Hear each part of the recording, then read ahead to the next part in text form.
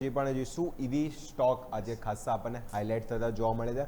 જેવા થીમ અને જે આજે સમાચાર આવ્યા હતા અને જે પહેલાં બી સમાચાર આવ્યા હતા દિલ્હી ગવર્મેન્ટના, તો જે ઈવી ટુ વ્હીલર છે જે ગવર્મેન્ટ સબસિડી હવે અંગે જોઈશું ખાસા જોઈશું નિર્ણય જે ચેન્જીસ કરવામાં આવ્યા છે, જેમાં જોઈશું ઈવી સ્ટોક પોઝિટિવ સેન્ટિમેન્ટ એના માટે જોવા મળ્યું હતું. અને ઈવી ટુ વ્હીલર માટે જે મહત્તમ જે હવે જોઈશું તો 5,000 પ્રતિ વ્હીકલ અહીંયાથી જોઈશું સુધીનું ઇન્સેન્ટિવ અહીંયાથી હવે આપણને જોવા મળી શકે છે. જેમાં એથર એનર્જી છે, ઓલા છે, પછી ટીવીએસ, આ બધા સ્ટોકને જે અહીંયાથી સારો ફાયદો છે.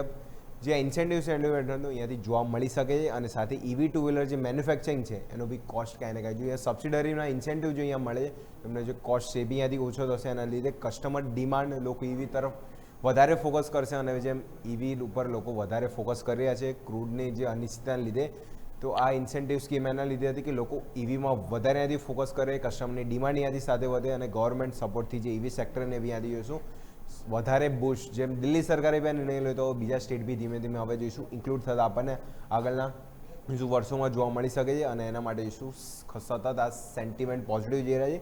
ફિલહાલ અત્યારે તો જો ઈ ટુ વ્હીલરની સબસિડી જોઈશું તો 31 માર્ચ 2028 સુધી લંબાની લોકો વિચારણા કરી છે. હવે સબસિડી હવે ક્યાં સુધી જોવા મળે છે એની જે અત્યારે ફિલહાલ જો સમય મર્યાદા હોય તો લાસ્ટ જે 31 જુલાઈ 2026 સુધી હતી. હવે એ લોકો માની રહ્યા છે કે 31 આપણને માર્ચ 2028 સુધી જે ઇન્સેન્ટિવ સ્કીમ લંબાવવામાં આવશે, જેના લીધે જે ઈવી છે, ઈવી મેન્યુફેક્ચરિંગ છે, જે ઈવી સ્ટોક છે એનાથી વધારે પોઝિટિવ જોવા મળશે. અને જે ઈવી પ્રમાણે ડિમાન્ડ હવે ધીમે ધીમે ડાયવર્ટ થઈ રહી છે, લોકો ઈવી તરફ વધારે એગ્રેસિવ થઈ રહ્યા, એના લીધે આ જોઈશું પોઝિટિવ સેન્ટિમેન્ટ અને પોઝિટિવ સમાચાર જોવા મળે છે. એટલે લીધે જો આજે બધા જ ઈવી સ્ટોક છે, ખાસ કરીને એથર, ઓલા બધા સ્ટોકમાં જો તો સારી તેજી જોવા મળી.